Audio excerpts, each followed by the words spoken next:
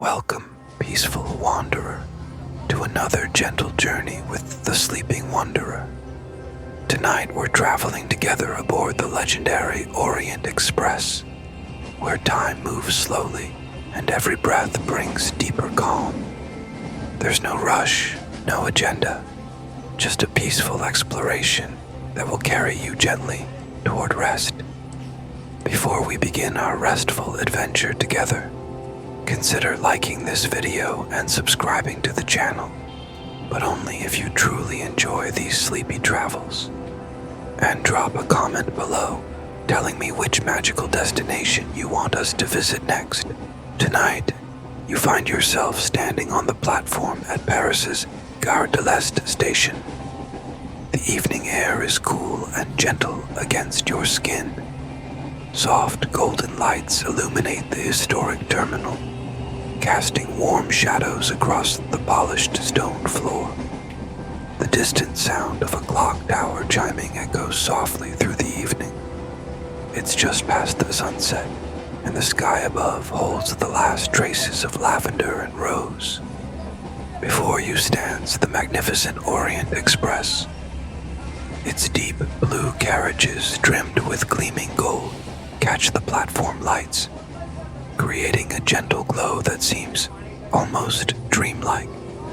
The polished brass fixtures shine softly, and through the windows you can see the warm amber light of the interior lamps, inviting you into a world of timeless elegance and peaceful luxury. A gentle breeze carries the faint scent of fresh flowers from the station's hanging baskets, mixed with the subtle aroma of fine wood polish and leather from the train. The conductor, dressed in a crisp navy uniform with gold buttons that gleam softly in the evening light, nods to you with a warm, welcoming smile. "Bonsoir," he says quietly, his voice as smooth as silk. Welcome aboard. You climb the few steps into the carriage and immediately feel yourself entering another time, another world. The gentle hum of quiet preparation surrounds you. Somewhere down the corridor, you hear the soft clink of fine china being arranged, the whisper of curtains being drawn. Everything moves with unhurried grace. The carpet beneath your feet is thick and plush, muffling your footsteps to gentle whispers. The walls are paneled in rich mahogany that glows warmly in the soft light. Brass fixtures line the corridor, each one polished to a gentle shine, not bright enough to dazzle, just enough to catch the light and guide your way. As you make your way to your compartment, you pass windows that look out onto the platform. Other passengers move slowly, peacefully, some settling into their seats, others standing in doorways, speaking in hushed, contented tones. There's no hurry here, no urgency, just the gentle anticipation of a journey about to begin. Your compartment door opens with a soft click, revealing your private sanctuary for the night ahead. The space is intimate and cozy, with deep blue velvet seats that look impossibly soft. Wood paneling surrounds you, carved with delicate Art Nouveau patterns that seem to flow like gentle waves. A small table by the window holds a crystal lamp that casts the softest, warmest light. You settle into your seat, and it's even more comfortable than you imagined. The velvet embraces you, supporting you perfectly. Through your window, you watch as the last preparations are made. Steam rises gently from somewhere near the engine, dissipating into the evening air like morning mist. The platform lights create pools of golden warmth, while beyond them, Paris begins to twinkle with its evening lights. A gentle whistle sounds, soft and melodious, not sharp or startling, just a peaceful announcement that your journey is about to begin. You feel the slightest tremor through the train. Then, slowly, so slowly, the platform begins to slide past your window. The Orient Express is pulling away from Paris, beginning its legendary journey across Europe. The movement is so smooth, so gentle, like being rocked in a cradle. The rhythm of the wheels on the tracks creates a soothing pattern. Click, clack, click, clack. A lullaby of motion that seems to match your breathing. Outside your window, the lights of the station fade gradually, replaced by the soft glow of the Parisian suburbs. You adjust the small reading light above your seat, dimming it to just a gentle glow, enough to see the elegant details of your compartment without disturbing the growing sense of evening peace. The brass luggage rack above gleams softly. The small sink in the corner, with its porcelain basin and silver taps, reflects the warm light. Everything is perfectly appointed, designed for comfort and tranquility. A soft knock at your door, and a steward enters with your evening refreshment. He moves with practiced quiet grace, setting down a silver tray with a pot of chamomile tea. The delicate china cup is painted with tiny blue flowers. Steam rises gently from the spout, carrying the soothing scent of honey and herbs. If you need anything at all, he whispers, simply ring the bell. We're here to ensure your complete comfort. As the train continues its gentle journey, you notice how the sounds blend together in perfect harmony. The steady rhythm of the rails, the soft whisper of air passing by your window, the occasional distant murmur of voices from the corridor, all combining into a peaceful symphony of travel. It's deeply calming, deeply soothing. You take a sip of your tea, feeling its warmth spread through you. The flavor is delicate, comforting, perfect for this time of evening. Outside, the last light of day has faded completely, and now you see only occasional lights from farmhouses, distant and twinkling like earthbound stars. The French countryside is settling into sleep, and you feel yourself beginning to relax more deeply. The Orient Express maintains its steady, peaceful pace, never rushing, never jarring. This train has been making this journey for over a century, carrying passengers through the night across the heart of Europe. You're part of that long tradition now, another peaceful traveler on this most romantic of railways. Your compartment feels like a cocoon of warmth and safety. The temperature is perfect, not too warm, not too cool, just right for deep, restful sleep. The gentle sway of the train is hypnotic, left to right, right to left, so subtle, so soothing. You sink deeper into your velvet seat, feeling completely supported, completely at ease. Through your window, you catch glimpses of small villages, their windows glowing with warm yellow light. Smoke rises peacefully from chimneys, straight up in the still night air. Gardens and fields stretch out in the darkness, peaceful and quiet under the starlit sky.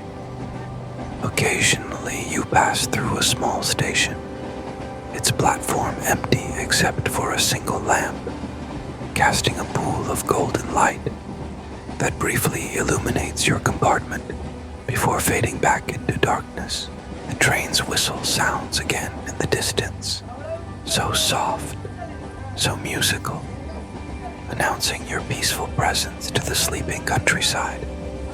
It's not a disruption, more like a gentle lullaby, a reminder that all is well, that you're safely on your way, carried through the night by this magnificent train.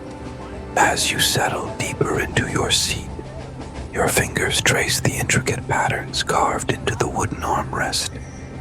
These same patterns have been touched by countless travelers since 1883, when the Orient Express first began its legendary service, connecting Paris to Constantinople, as Istanbul was known then. Each gentle curve and flourish tells a story of craftsmanship, of attention to detail, of a time when travel itself was an art form. The train you're riding tonight carries that same spirit, that same dedication to peaceful luxury. In the golden age of rail travel, passengers would spend days aboard these carriages, watching Europe unfold outside their windows. Diplomats and artists, writers and dreamers, all finding inspiration in the gentle rhythm of the rails. You imagine them sitting where you sit now, perhaps Agatha Christie herself, gazing out at the same starlit countryside, finding inspiration for her mysteries in the gentle creaking of the wooden panels, the soft footsteps in the corridor. Though tonight there are no mysteries to solve, only peaceful dreams to embrace. The compartment around you whispers its history in every detail. The velvet of your seat was woven in workshops where craftsmen spent months perfecting each piece. The brass fittings were hand-polished, shaped by artisans who understood that beauty lies in the smallest details. Even the pattern on your teacup, those delicate blue flowers, follows a design that hasn't changed in over 100 years. As the train glides through the French countryside, you're following the same route that connected the grand capitals of Europe, Paris to Vienna, Vienna to Budapest, Budapest to Bucharest, and finally to Constantinople. Each city added its own flavor to the journey, its own stories to the legend of the Orient Express. The gentle sway of the train reminds you that this was how people once measured distance, not in hours but in days, not in speed but in comfort. There was time to think, to dream, to watch the world pass by at a human pace. The Orient Express was never about reaching the destination quickly. It was about savoring every moment of the journey in the dining car, which you'll visit tomorrow if you wish. The tables are still set with the same crystal glasses, the same silver cutlery that graced tables in the 1920s. The menus still feature the classic dishes, prepared with the same careful attention. Though tonight, you're perfectly content with your chamomile tea, letting its warmth and gentle flavor be your only sustenance.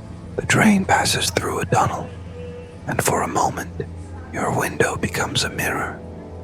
You see yourself reflected, peaceful and relaxed, part of this continuing story. Your reflection seems to merge with those of all the passengers who've sat here before, all seeking the same thing, a peaceful journey through the heart of Europe. Emerging from the tunnel, the countryside opens up again, bathed now in gentle moonlight. The moon is nearly full tonight, casting everything in soft silver. Trees stand like patient sentinels, their leaves rustling softly in the night breeze. Fields of lavender, though you cannot see their purple in the darkness, release their fragrance into the night air, and somehow a hint of it finds its way to you. The Orient Express continues its steady progress, maintaining the same unhurried pace it has kept for generations. This is not a train that rushes. This is a train that understands the value of taking time, of moving gently through the world, of allowing its passengers to truly rest. You think of the engine at the front, powerful but controlled, pulling you and your fellow travelers with steady determination. The engineers who designed these locomotives understood that true luxury isn't about speed, it's about smoothness, about reliability, about creating a journey so gentle that passengers can sleep as soundly as they would in their own beds. As the Orient Express continues its peaceful journey through the sleeping countryside, you find yourself thinking more deeply about the remarkable history that surrounds you. Every surface you touch has been touched by thousands before you, each leaving an invisible imprint, a whisper of their own journey. The golden age of the Orient Express, those glorious decades between the wars, when travel was an art and this train was its masterpiece. The 1920s and 1930s saw the Orient Express at its most luxurious, most romantic. Kings and queens traveled in these very carriages. Diplomats conducted quiet negotiations over dinner. Riders found inspiration in the rhythm of the rails. You imagine the scene as it might have been on a night like this in 1925. Ladies in dropped-waist dresses and gentlemen in perfectly pressed evening wear, gathering in the salon car for an aperitif before dinner. The soft clink of crystal glasses, the murmur of conversation in multiple languages, the gentle laughter that comes from being completely at ease. The wood paneling around you might have witnessed conversations between people whose names fill history books. Perhaps right here, in this very compartment, someone drafted a treaty, or wrote a love letter, or composed a piece of music. The walls have absorbed all these moments, holding them in the grain of the wood like memories preserved in amber. During those golden years, the Orient Express employed over 150 staff members for each journey. Chefs from Paris's finest restaurants, sommeliers who could identify any wine by scent alone, valets and ladies' maids who ensured every passenger was perfectly attended to. Their dedication to service was legendary, anticipating needs before they were expressed, moving through the train like benevolent spirits. The train's route in those days was even more extensive, reaching all the way to Constantinople, now Istanbul, where east met west in a city of minarets and bazaars. The journey took 3 days and nights, 3 days of rolling luxury, of watching Europe transform gradually from Western elegance to Eastern mystery. Passengers would disembark, having not just traveled, but transformed. The sleeping cars you're resting in now follow the same design principles established in those early days. George Nagelmakers, the founder of the Orient Express, insisted that passengers should sleep as well on the train as they would in the finest hotels. Perhaps better, with the gentle rocking motion that no hotel could provide. Each compartment was designed using principles of proportion and harmony, borrowed from the finest architecture. The ratio of window to wall, the height of the ceiling, the depth of the seats, all calculated to create a sense of spaciousness within an intimate space. These mathematical relationships, invisible but felt, contribute to your current sense of comfort and peace. The fabrics used in those days were extraordinary. Silk from Lion, velvet from Italy, linen from Ireland. Each material chosen not just for its beauty but for its particular qualities. Silk for its coolness in summer, velvet for its warmth in winter, linen for its freshness and durability. The same attention to materials continues today, surrounding you with textures that have been proven over decades to promote rest. The Orient Express pioneered many innovations in train travel. The first train to offer truly hot water in every compartment. The first to provide electric lighting throughout, though dimmed to a gentle glow for evening comfort. The first to offer full restaurant service with multiple courses, turning a journey into a moving feast. During the 1930s, the train carried its most exotic cargo: orchids for botanical gardens, rare wines for collectors, artworks being transported between galleries. Once, an entire orchestra traveled aboard, their instruments carefully stored, playing informal concerts in the salon car as the train rolled through the night. The Second World War brought changes, challenges, but the spirit of the Orient Express survived. After the war, when Europe was rebuilding, the train became a symbol of recovery, of connection, of the continent coming together again. Every journey was a small victory, a return to civilization, to peace, to the gentle luxury of unhurried travel. In the 1950s and 60s, as air travel began to dominate, the Orient Express adapted. It became not just transportation, but destination. People rode it not to get somewhere quickly, but to experience the journey itself, to step out of time, to find a pace of life that was becoming increasingly rare. The staff of the Orient Express developed their own traditions over the decades. The way a napkin should be folded, the exact temperature for serving different teas, the proper speed for walking through the corridors, neither too fast to disturb, nor too slow to delay service. These traditions were passed from senior staff to junior, creating an unbroken chain of knowledge stretching back to the beginning. There are ledgers, carefully preserved, that record every journey the Orient Express has made. Weather conditions, passenger numbers, notable events, entries like smooth passage through Alps, full moon, all passengers reported excellent rest, or delayed by snow near Vienna, extra blankets distributed, hot chocolate served at midnight. These records form a kind of poetry, the daily history of peaceful travel. The restoration of the carriages has been done with obsessive attention to historical accuracy.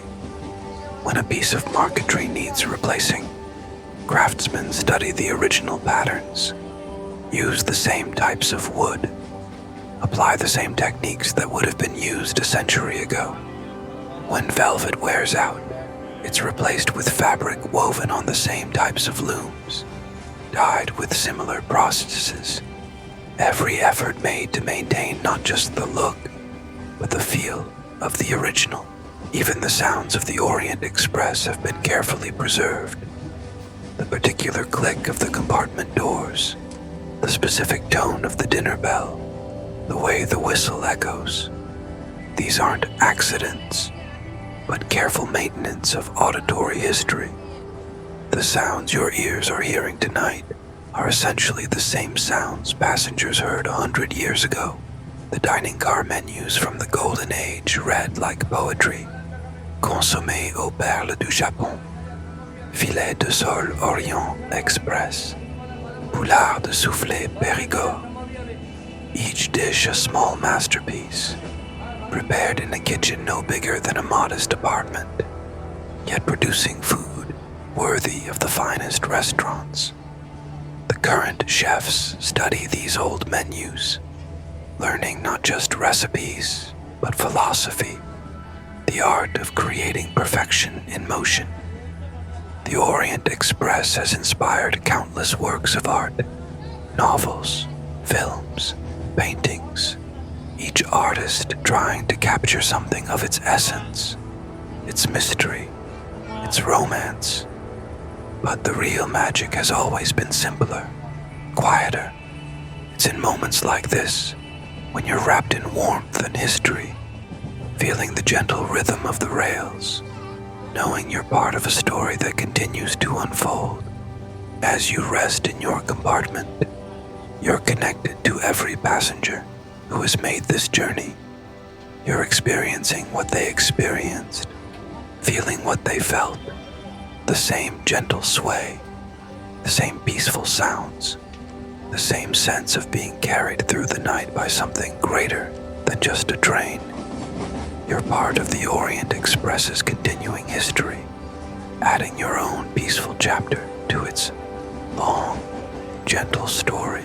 The moonlight streaming through your window has illuminated countless other faces over the decades. The stars you glimpse are the same ones that guided the Orient Express through its very first journey. The rhythm of the rails that's lulling you towards sleep has been lulling travelers for over a century, unchanged, unchanging, eternal as a heartbeat. Your eyes wander across the elegant architecture of your compartment, each element designed with purpose and beauty. The ceiling curves gently, following the contour of the carriage, decorated with delicate moldings that catch the soft light, creating patterns of shadow and glow that shift subtly with the train's movement. The window beside you is a masterpiece of engineering, double glazed to keep the night's chill at bay while allowing you to gaze out at the passing world. The frame is solid mahogany, joined with techniques passed down through generations of craftsmen. When you touch it, the wood feels smooth and warm, polished by countless hands over decades of travel. Above the window, a small ventilation grate allows fresh air to circulate. You can adjust it with a simple brass lever, letting in just enough of the cool night air to keep your compartment fresh. The design is ingenious, allowing airflow without noise, without disruption, just a gentle circulation that keeps everything comfortable. Your seat converts to a bed, and though you haven't transformed it yet, you can see how cleverly it's designed.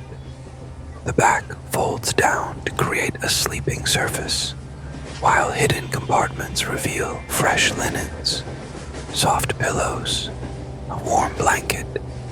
Everything fits together like a peaceful puzzle, each piece having its perfect place. The walls of your compartment tell their own architectural story. The mahogany panels are not merely decorative. They provide insulation, sound dampening, creating your private sanctuary.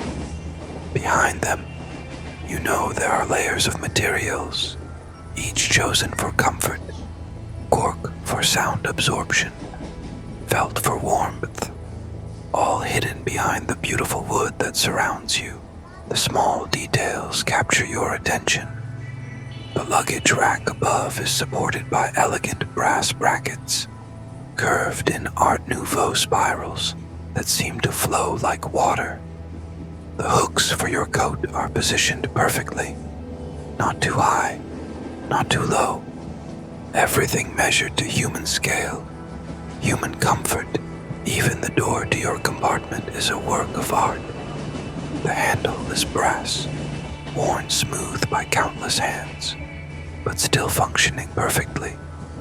The lock clicks with satisfying precision, giving you complete privacy when you desire it. The small window in the door has a curtain you can draw, creating your own private world. As the train rounds a gentle curve, you feel how the entire carriage is designed to handle the movement. The suspension system, hidden beneath, absorbs every imperfection in the track. Every joint, every connection is engineered to minimize noise, to maximize comfort. You're traveling in a masterpiece of both art and engineering. The corridor outside your compartment is equally beautiful. Through your door's window, you can see the brass handrails that run along its length, polished to a soft glow. The carpet runner is deep burgundy, with a pattern of intertwining vines that seems to guide passengers along. Windows on the opposite side look out onto the other half of the world, rushing gently by. Occasionally, a fellow passenger moves past in the corridor, their footsteps muffled by the thick carpet. They move slowly, peacefully, as if the train itself encourages a more thoughtful pace. There's no rushing here, no urgency. The architecture of the Orient Express seems designed to slow time itself. The dining car, glimpsed earlier as you boarded, is a cathedral of rail travel. Crystal chandeliers, modified to sway gently without tinkling. Mirrors that multiply the space, making it feel both intimate and grand. Tables for 2 or 4, each with its own lamp, creating pools of warm light in the elegant space. Though you won't dine tonight, knowing it's there adds to the sense of complete comfort. Even the connecting platforms between carriages are carefully designed. Enclosed now, protected from the elements, with accordion-style walls that flex with the train's movement. You passed through them earlier, noting how they dampen sound, how they maintain the warmth, how even these transitional spaces are crafted for passenger comfort. The Orient Express is more than just a train. It's a cultural bridge, connecting the varied traditions and customs of Europe in one continuous journey. As you settle deeper into the rhythm of the rails, you think about the cultural tapestry that surrounds you. In the gentle sway of the train, you sense the French appreciation for elegance, for taking time to savor life's pleasures. The very idea of the Orient Express was born from this culture, where a meal is not just sustenance but an experience, where travel is not just movement but a form of art. Your tea service, simple as it seems, reflects this cultural heritage. The porcelain cup, so delicate you can almost see through it. The silver spoon that rests on the saucer. The small sugar cubes wrapped in paper printed with the train's insignia. Each element chosen not just for function, but for the quiet pleasure it brings. As the train continues eastward, you're moving through regions where different languages are spoken, different customs observed. Yet aboard the Orient Express, there's a universal language of quiet luxury, of peaceful travel. The staff speak multiple languages, switching effortlessly between French, German, Italian, Hungarian. Their voices always soft, always courteous. You think about the dining car traditions, how dinner aboard the Orient Express has always been a formal affair. Gentlemen in dinner jackets, ladies in evening wear, multiple courses served on fine china. Though times have changed, the spirit remains. That sense of occasion, of making even a simple journey feel special. The train passes through a small village, and you glimpse a church spire illuminated against the night sky. Perhaps Catholic, perhaps Protestant. These villages have watched the Orient Express pass for generations. Their inhabitants have grown up with the sound of its whistle, the sight of its lights passing in the night. It's become part of their cultural landscape, as familiar as the changing seasons. In your compartment, you notice small touches that reflect different European traditions. The marquetry work on the walls shows influences from Italian craftsmen. The brass fittings have that particular quality of Belgian metalwork. The velvet of your seat was possibly woven in Lyon, famous for its silk and fabric production. The Orient Express is truly European, not belonging to any one nation, but to all of them. The very route of the train tells a cultural story. From Paris, the city of light, through Strasbourg, with its blend of French and German influences, through Munich, where Bavarian traditions run deep, to Vienna, where the coffeehouse culture and classical music created a unique atmosphere of refined leisure. Each city adding its own note to the symphony of the journey. You imagine the conversations that have taken place in this very compartment, discussions in multiple languages, stories shared between strangers who became friends over the course of the journey. The Orient Express has always been a place where cultures meet, where understanding grows through shared experience. The train staff embody this multicultural spirit. Your steward earlier, perhaps he was Romanian, or Serbian, or Bulgarian. These railways have provided employment for generations of families, each bringing their own traditions of hospitality, their own understanding of service, yet all united in maintaining the peaceful, gracious atmosphere of the Orient Express. Even the mechanical aspects of the train reflect cultural exchange. The locomotives that pull the Orient Express have been built in different countries over the years. French, German, Swiss engineering, all contributing to the smooth, quiet ride you're experiencing tonight. The best of European innovation working together. As you sip the last of your chamomile tea, you taste hints of herbs that might have been grown in Provence, or perhaps the Alps, or maybe the Hungarian plains. The Orient Express has always sourced the finest ingredients from along its route, creating a cuisine that's truly international, yet uniquely its own. The quiet that surrounds you now is also cultural. That European understanding of the value of peace, of quiet conversation, of respecting others' need for rest. It's different from the silence of solitude. This is a shared quietness, a collective agreement to maintain the tranquil atmosphere. The night has fully embraced the Orient Express now. Outside your window, the world has transformed into a gentle mystery of shadows and soft lights. The moon continues its watchful presence, casting everything in shades of silver and deep blue, creating a dreamlike landscape that seems to exist just for you. The train maintains its steady rhythm, that hypnotic click-clack, click-clack that has become the soundtrack to your evening.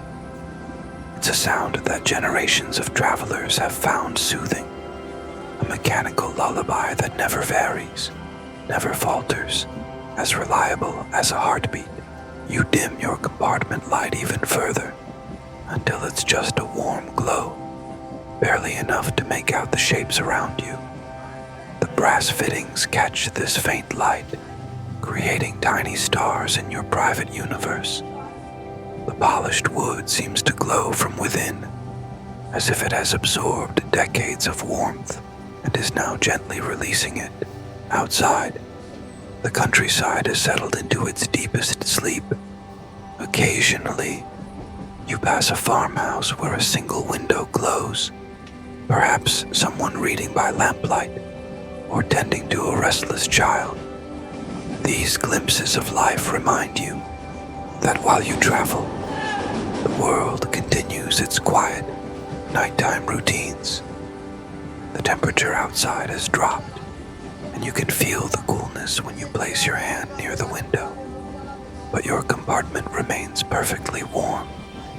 The heating system, hidden and silent, maintains an ideal temperature. You pull the soft blanket over your legs, not because you're cold, but because the weight of it is comforting, grounding. Sometimes the train passes through forests, and the moonlight is blocked by the canopy of trees.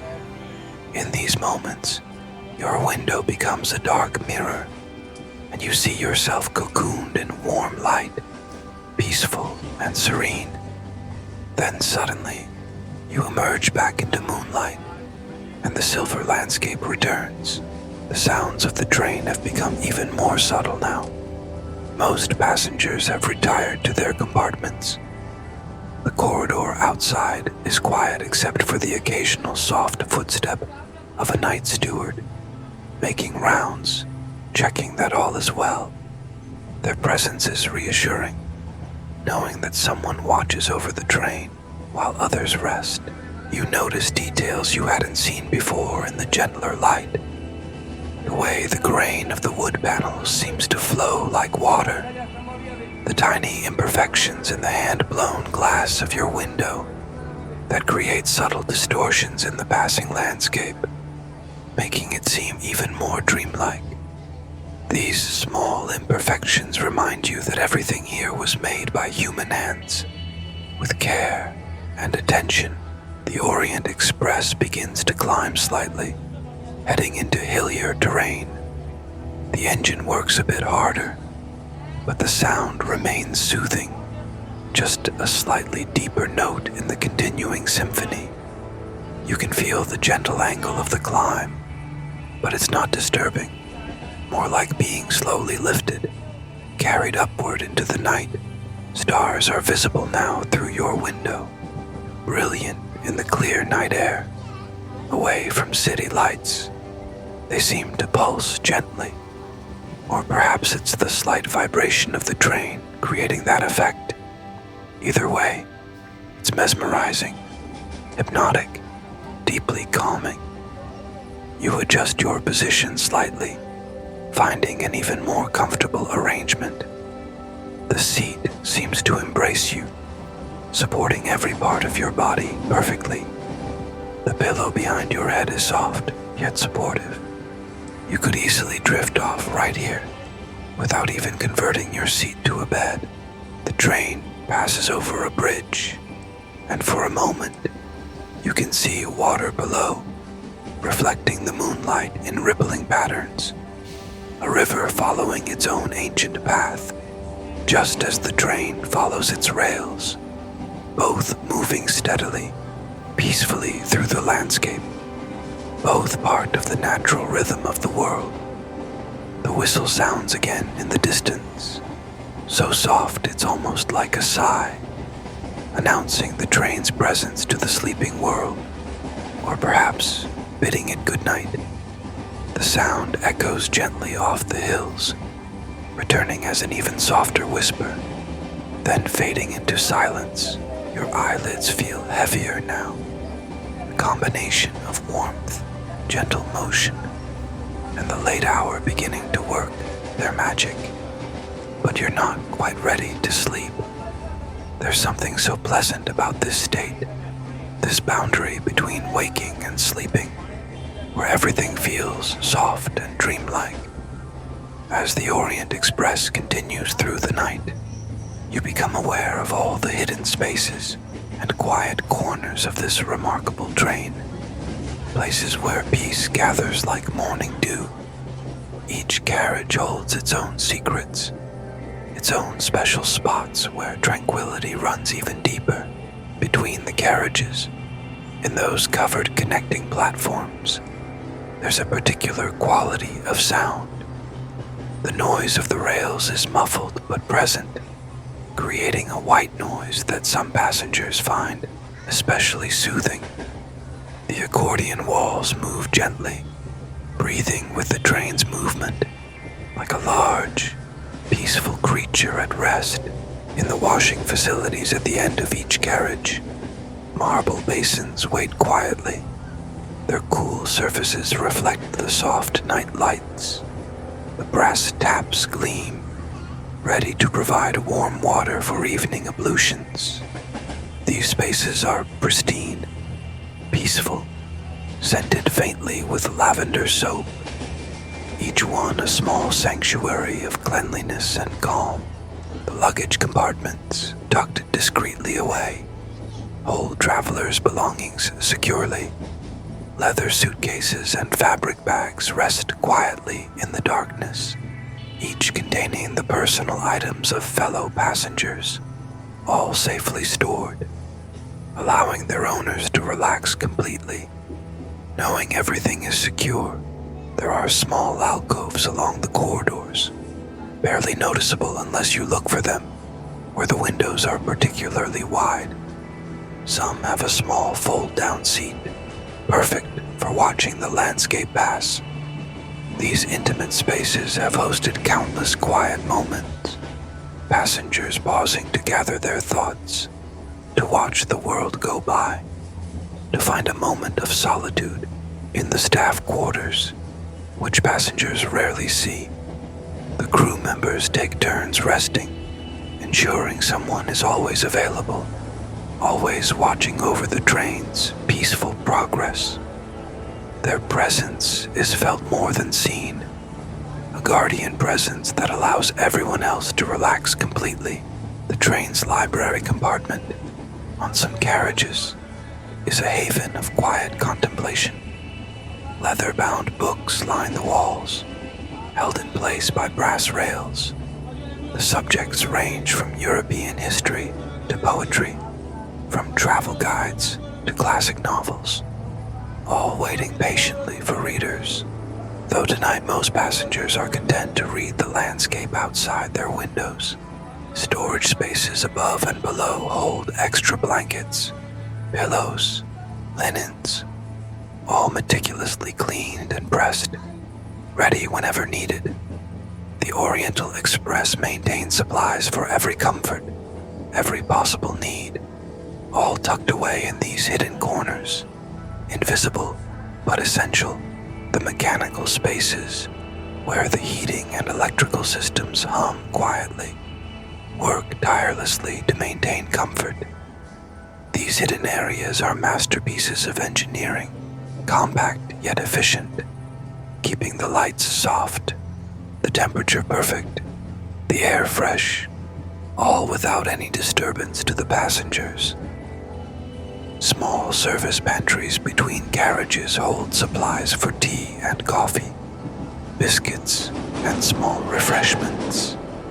The shelves are carefully organized, everything secured against the train's movement, ready for the night steward to prepare a soothing drink for any passenger who cannot sleep. There are emergency communication systems, discreetly placed, never needed but always ready. Their presence is reassuring rather than alarming, another layer of safety that allows for complete relaxation, knowing that help is always available if required. The exterior of the train has its own hidden features, steps that fold away, hatches that provide access for maintenance, all designed to be invisible when not in use, maintaining the sleek, elegant lines of the Orient Express. Even the coupling between carriages is a marvel of engineering, allowing flexibility while maintaining stability. In your own compartment, you discover more hidden spaces. A small drawer beneath the window that you hadn't noticed, lined with soft felt, perfect for storing valuables. A hook behind the door for a dressing gown. A tiny shelf that folds out from the wall, just large enough for a book or a cup of tea. The ventilation system has its own network of hidden passages, bringing fresh air from outside, filtering it, warming it, distributing it evenly throughout the train. You can hear it sometimes, a gentle whisper of air, like the train itself is breathing slowly, peacefully. These hidden spaces give the Orient Express its sense of completeness, of being a self-contained world. Everything needed for comfort and safety is here, tucked away, organized, ready. This completeness allows for true relaxation, knowing that nothing is lacking, nothing is forgotten. The Orient Express carries with it countless stories, whispered legends that have accumulated over its long history. As you rest in your compartment, these tales seem to float through the air like gentle ghosts, not frightening, but comforting, like bedtime stories told by the train itself. There's the legend of the couple who met on this very route decades ago. She was traveling to Vienna, he to Budapest. They shared a dinner in the dining car, talking until dawn as the train carried them through the night. Every year after, they would take the same journey, celebrating their meeting, growing old together with the Orient Express as their witness, or the story of the famous violinist who would play soft melodies in his compartment, the music drifting through the train like a lullaby. Passengers would leave their doors slightly open just to hear the gentle notes mixing with the rhythm of the rails. His ghost, they say, still plays sometimes, though it might just be the wind through the windows creating those sweet, soft sounds. The train has carried royalty and refugees, artists and ambassadors, each leaving their own energy, their own stories in these carriages. The velvet seats have absorbed decades of dreams, conversations, quiet contemplations. If they could speak, what peaceful tales they would tell. There's a particular compartment, number 7 in the third carriage, where it said the morning light enters in a special way, creating patterns on the wall that look like dancing figures. Passengers who sleep there report the most peaceful dreams, visions of waltzing through ballrooms, floating through clouds, dancing with moonbeams. The dining car has its own mythology. The crystal glasses, when the train rounds certain curves, create a soft chiming, like distant bells. Some say it's the echo of all the toasts ever made aboard the Orient Express. Celebrations of journeys begun, friendships formed, love declared. All those happy moments crystallized in sound.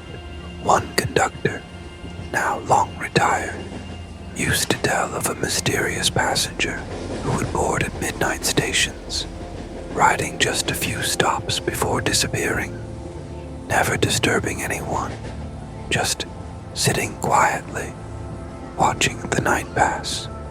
Some said it was the spirit of the Orient Express itself, taking form to enjoy its own journey. The kitchen has stories of recipes passed down through generations of chefs, secret ingredients known only to those who cook aboard the Orient Express, a particular way of brewing coffee that makes it taste of adventure and comfort simultaneously.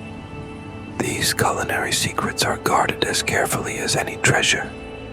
There are tales of lost items mysteriously returning, a ring dropped between seats, appearing on a pillow the next morning, a book left behind finding its way to its owner at the next station, as if the train itself ensures nothing truly important is ever lost. The engineers speak of nights when the train seems to drive itself, following the rails with such perfect precision that they barely need to touch the controls. The Orient Express knows its route so well, has traveled it so many times, that it moves through the darkness like a ship, following familiar stars. Some compartments are said to inspire creativity, writers finding the perfect words, artists seeing colors more vividly, musicians hearing melodies in the train's rhythm, the gentle motion and peaceful atmosphere, opening channels of inspiration that were previously closed. There's a tradition among the staff, never confirmed but often whispered, that on certain nights, when the moon is full and the journey particularly smooth, they leave small gifts for passengers, a flower on a pillow, an extra chocolate with evening tea, a bookmark in a library book, small gestures that make the journey even more magical. The bridges the train crosses each have their own stories. The one over the Danube, where proposals of marriage are said to be especially blessed. The viaduct in the Alps, where the echo of the whistle returns threefold, bringing good luck, each crossing adding another layer to the journey's mythology. Passengers often report a phenomenon unique to the Orient Express, where time seems to slow, where a night's journey feels both eternal and instant, where sleep comes easier and dreams are more vivid. Some call it the Orient Express effect, that special quality of rest that only comes from sleeping on this legendary train. These stories, whether true or embellished by time and telling, add to the atmosphere. They remind us that we're part of something larger, a continuing story that began over a century ago and continues tonight, with you as its latest character. The Orient Express has carried you deep into the night now, and you've reached that special hour, the one furthest from both sunset and sunrise, when the world is at its most peaceful. The train continues its gentle progress, unchanged, unwavering, a constant in the flowing darkness. Your compartment has become even more comfortable, if that's possible. The temperature has adjusted perfectly to the night. The blanket feels weightless yet warming. The pillow has molded itself to support your head just right. Everything conspires to create the perfect conditions for deep, restful sleep. Outside, the landscape has become simpler, gentler. Rolling hills flow past like waves in a dark ocean. Occasionally, a lone tree stands silhouetted against the star-filled sky, but mostly it's just peaceful, open country, sleeping under the vast night sky. The sounds of the train have become so familiar now that they're almost like silence. Your breathing has synchronized with the rhythm, inhaling and exhaling in time with the gentle sway. Your heartbeat has slowed to match the peaceful pace. Everything in harmony, everything in balance. You can no longer tell exactly where you are, and it doesn't matter. You could be anywhere in Europe, crossing any of a dozen countries. The Orient Express exists in its own geography, a country of comfort that moves through the night, independent of borders or boundaries. The moonlight has shifted, casting new patterns through your window. The shadows in your compartment have rearranged themselves, creating new shapes, new depths. It's like being inside a gentle kaleidoscope, patterns shifting slowly, peacefully, hypnotically. Your fellow passengers are all resting now. The entire train has settled into collective slumber. Dozens of people, all trusting the Orient Express to carry them safely through the night, all finding peace in this moving sanctuary. There's something deeply comforting about this shared rest, this community of sleep. The train begins a long, gentle descent. You can feel the slight change in angle, the way gravity shifts just a little. It's not disturbing, more like being cradled, rocked even more gently than before. The engine relaxes its effort, letting momentum and gradient work together. Stars wheel slowly overhead, following their ancient paths. The constellation of Orion is visible through your window, standing guard over the sleeping Earth.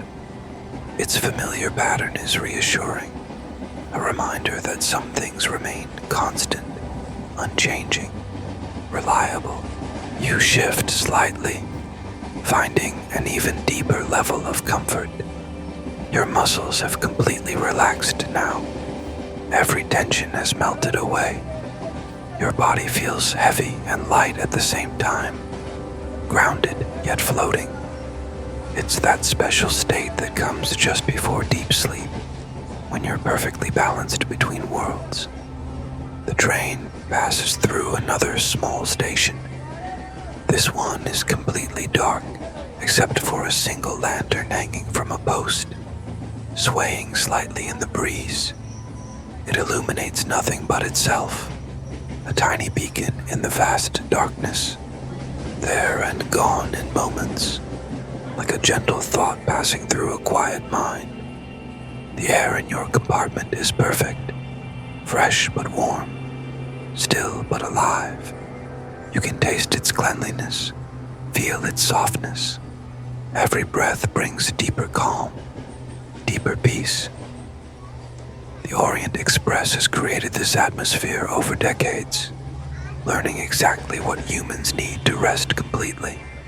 Somewhere in the distance, a church bell tolls, once, twice, 3 times, marking some small hour of the night. The sound is so faint it might be imagination, but it adds to the sense of timelessness, of being suspended in a moment that could last forever.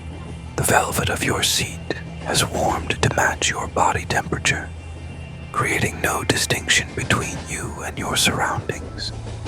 You're merged with the Orient Express now, part of its fabric, part of its story, another peaceful soul being carried through the European night. The train's whistle hasn't sounded for a long time now. There's no need. The countryside knows the Orient Express is passing, has known for over a century. The train moves through the darkness like a familiar dream, expected, welcomed, blessed. Your eyelids are so heavy now, but there's no need to close them. The distinction between eyes open and eyes closed has begun to blur. The darkness outside and the warmth inside blend together, creating a single field of peaceful experience. And so, dear traveler, your journey aboard the Orient Express continues, carrying you deeper into the night, deeper into peace, deeper into rest. The train will continue its steady progress while you sleep, passing through countries and cultures, over rivers and through valleys, always maintaining its gentle rhythm, always keeping you safe. The miles flow beneath the wheels like a river of dreams. Each click of the rails is a heartbeat, each sway a breath. The Orient Express breathes with you, moves with you, rests with you. You're not just a passenger. You're part of the train's soul now, part of its continuing story. Your compartment remains your perfect sanctuary, warm and secure. The wooden walls hold you like gentle hands. The velvet embraces you with the soft comfort. The window beside you frames an ever-changing painting of the peaceful night. Though your eyes are too heavy to watch it now, let yourself drift. Let yourself float. There's nowhere you need to be, except right here, right now. The Orient Express will take care of everything. It knows the way, has known it for more than a century. Trust in its experience, its wisdom, its gentle care. The sounds around you have become a lullaby. The rhythm of the rails, click-clack, click-clack, so steady, so soothing. The whisper of air past your window, the distant hum of the engine, all blended together into white noise. Perfect for sleep, perfect for dreams. Your breathing has become so slow, so deep. Each inhale brings peace. Each exhale releases any last tension. In and out, matching the rhythm of the train, becoming one with the journey, one with the night. The moonlight continues to paint everything in silver, but you don't need to see it. You can feel it, gentle and cool, like a blessing from the night sky. The stars continue their eternal dance, but you don't need to watch. You know they're there, keeping their ancient vigil. Somewhere ahead, dawn will eventually come, painting the sky in soft pastels, warming the countryside with gentle light. But that's hours away, eons away. For now, there is only night, only peace, only the gentle journey of the Orient Express. Your body is completely relaxed now, every muscle soft, every joint comfortable. You're floating in warmth, suspended in comfort. The train's movement rocks you like a cradle, like gentle waves, like a mother's arms. Sleep is not something you need to seek. It's already here, surrounding you, embracing you. You're already dreaming. Dreams of gentle journeys, of soft lights in the darkness, of the rhythmic poetry of the rails. Dreams that blend with reality until there's no distinction. The Orient Express carries you through your dreams now, through landscapes of peace, through countries of comfort, through territories of deep, restful sleep. Each mile takes you deeper. Each moment brings greater peace. Rest now, peaceful wanderer. Let the Orient Express carry you through the night. Trust in its gentle progress, its steady rhythm, its protective embrace. You're safe here, comfortable here, peaceful here. The journey continues, will always continue. The Orient Express is eternal, like sleep itself, like peace itself. You're part of it now, part of its legend, part of its peaceful story. Rest, rest, rest. Let the rhythm of the rails be your only thought. Click-clack, click-clack, click-clack. So steady, so gentle, so perfectly soothing. Let it carry you down, down, down into the deepest, most restful sleep. The night embraces you. The train embraces you. Sleep embraces you. Everything is soft. Everything is gentle. Everything is peaceful.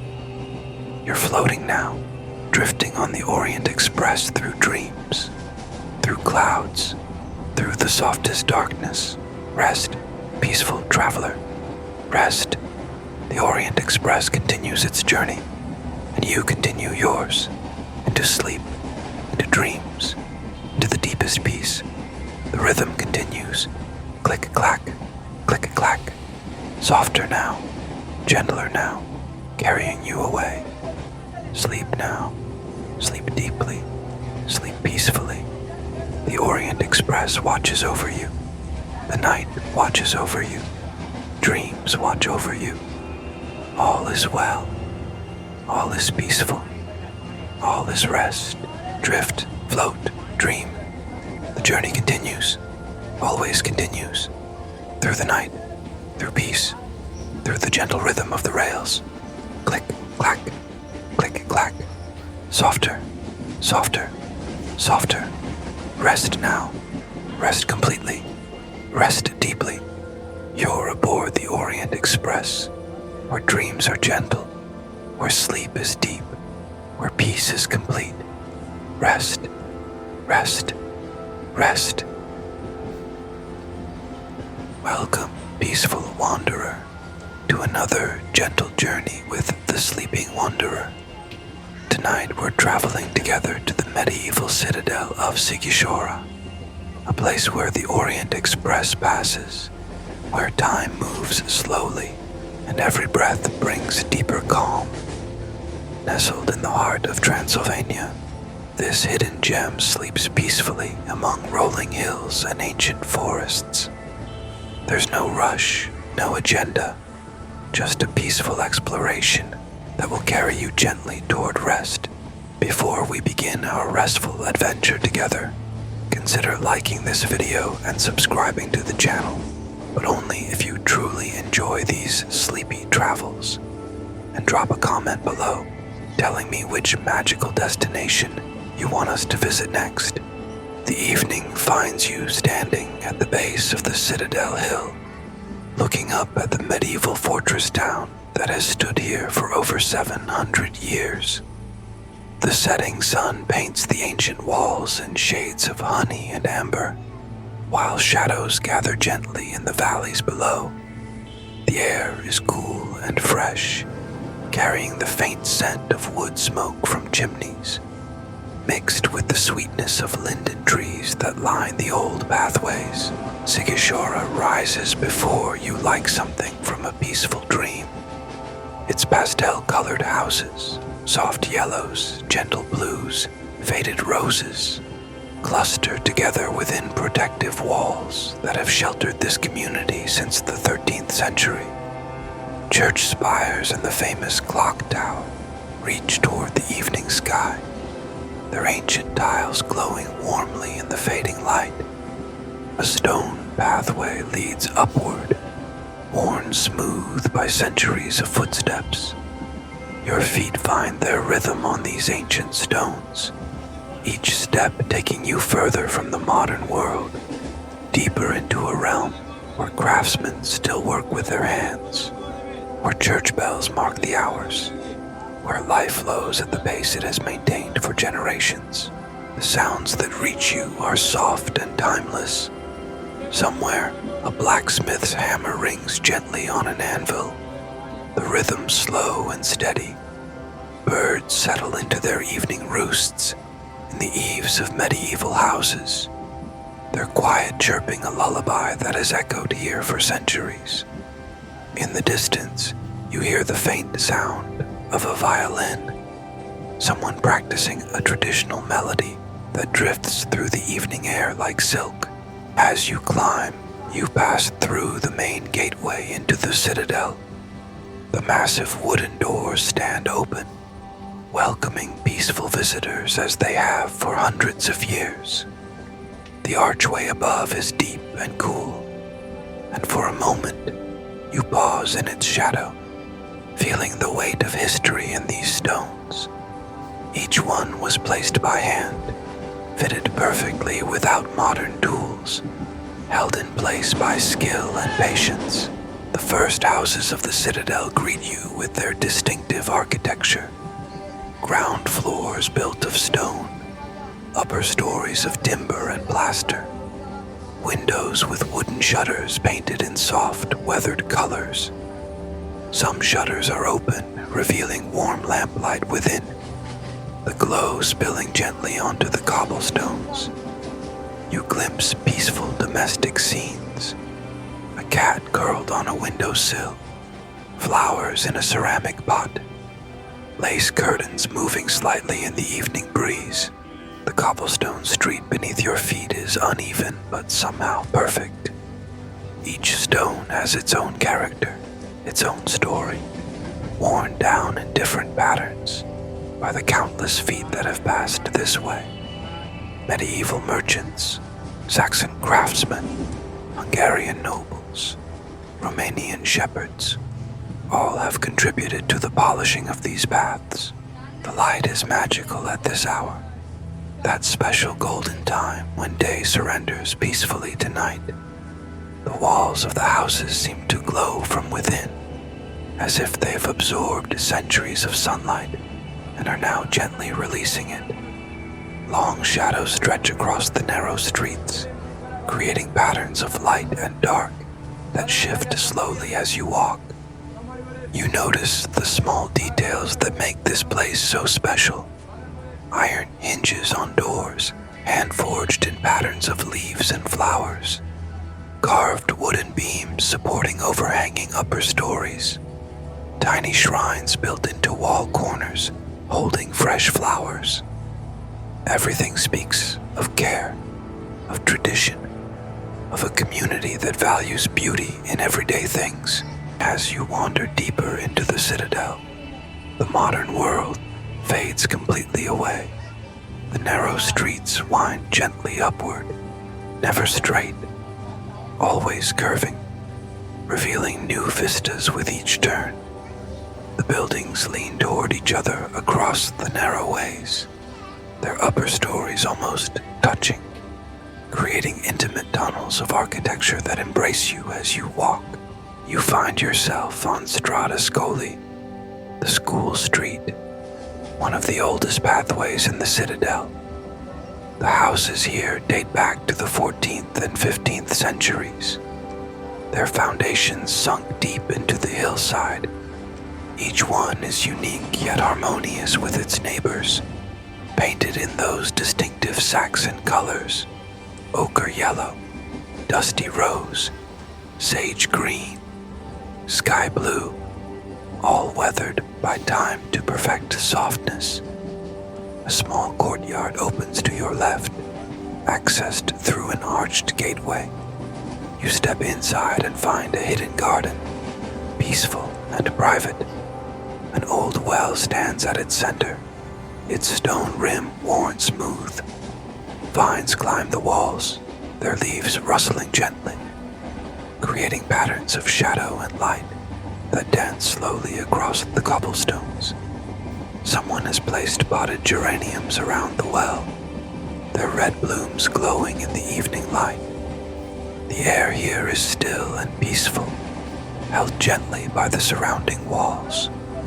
You can hear the distant sounds of the town, but they're muffled, dreamlike, as if coming from another time. A church bell tolls somewhere, counting out the evening hour with bronze notes that seem to hang in the air before fading. Returning to the street, you continue your gentle climb.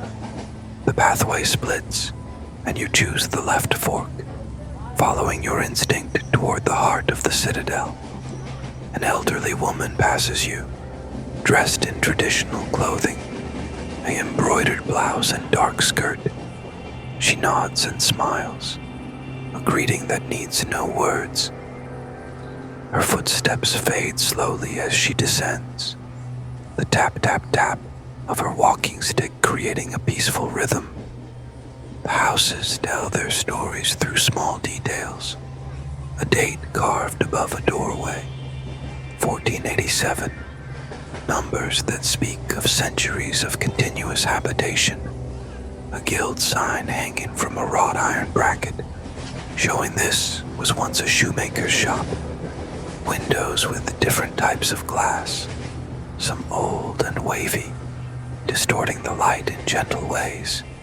Others newer, but made to match the ancient style.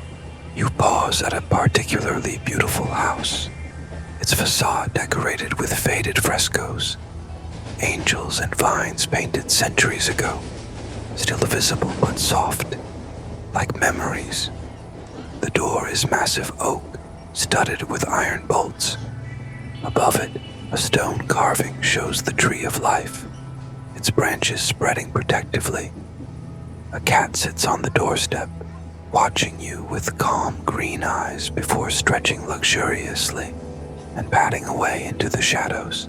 The street opens into a small square, Piazza Setozzi, the Citadel Square.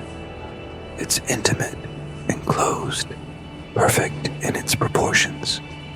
The buildings around it seem to lean in slightly, as if listening to the conversations that have taken place here over the centuries.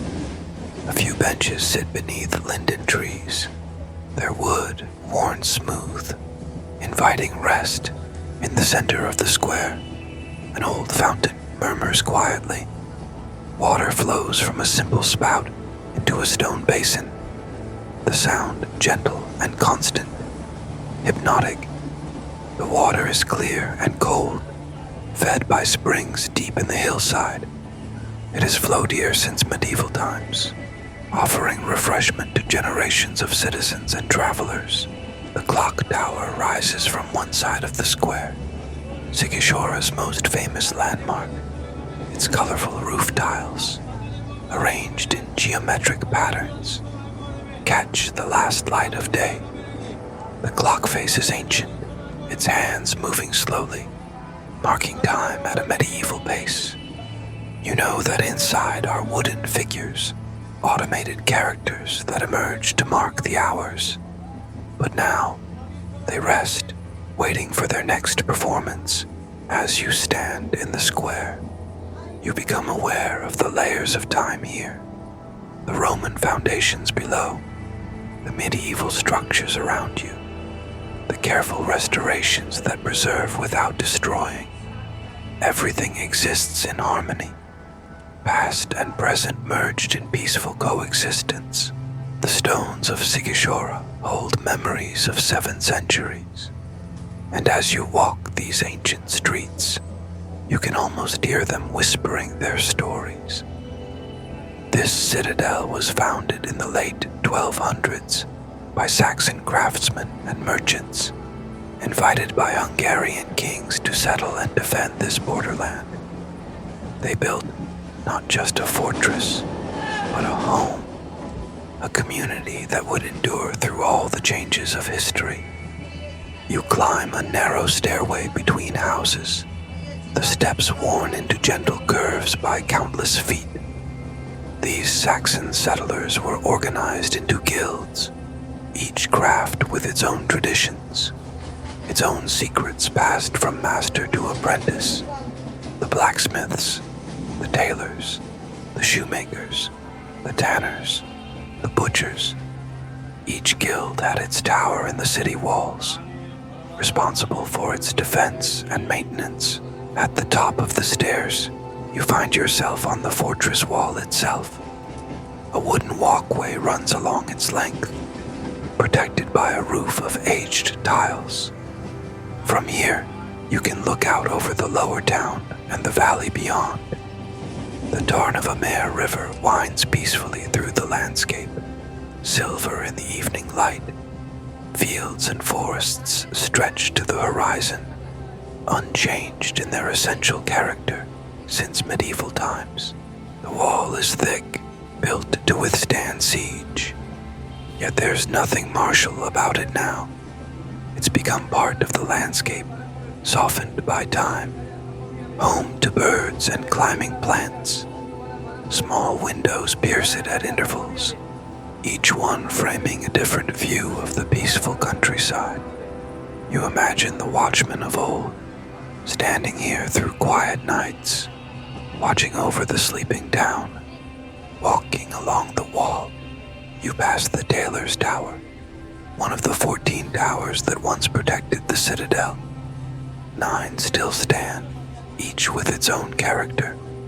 The Tailor's Tower is particularly beautiful, its upper levels timber-framed, its roof steep and tiled.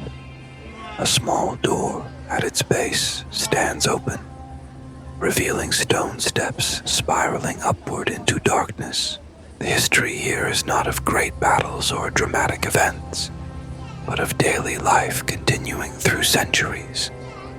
The Saxon community that built this place valued order, craftsmanship, mutual support.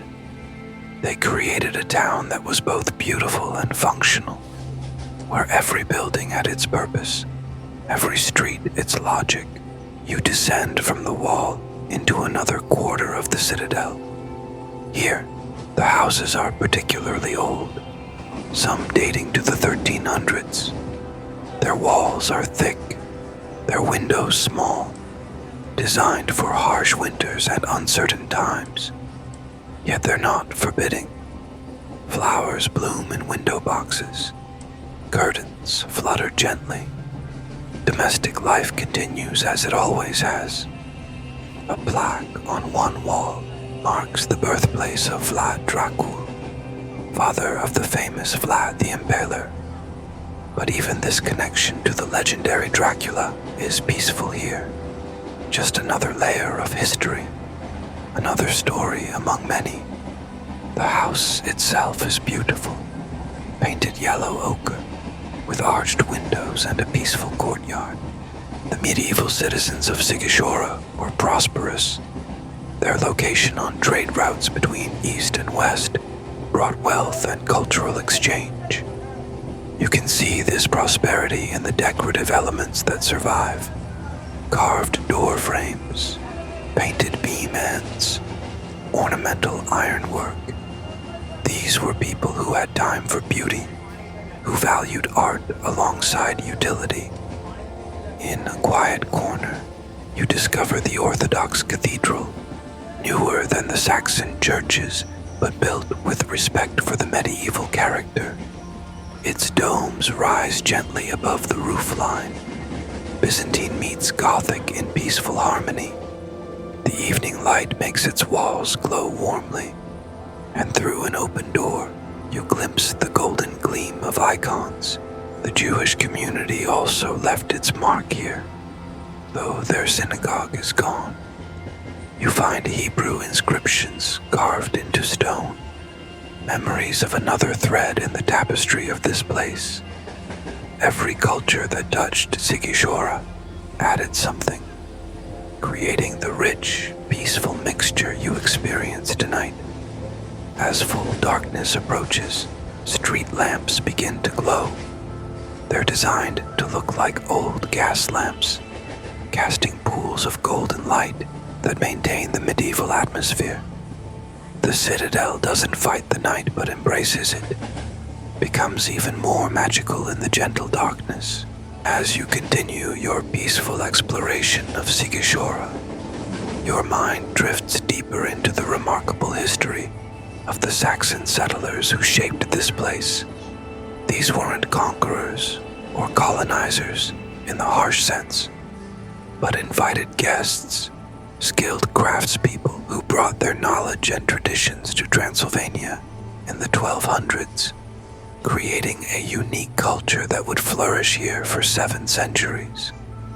The Saxons came primarily from the regions of the Rhine and Moselle, bringing with them advanced techniques in construction, metallurgy, textile production.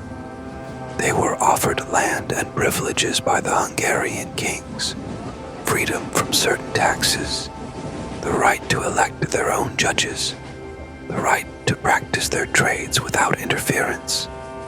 In exchange, they would develop and defend this borderland, this meeting place of empires and cultures.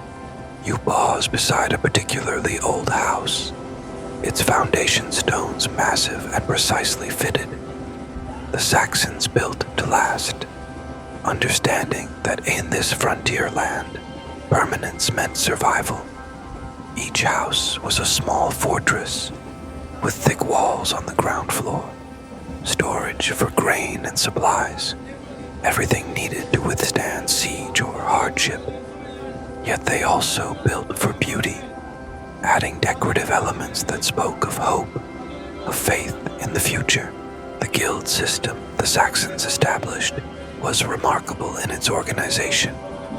By the 1400s, Sighișoara had 19 guilds, each with its own strict rules, its own hierarchy, its own secrets.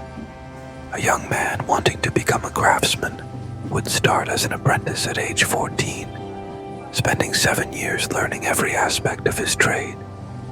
Then came the journeyman years, traveling to other towns, learning new techniques, seeing how other masters worked.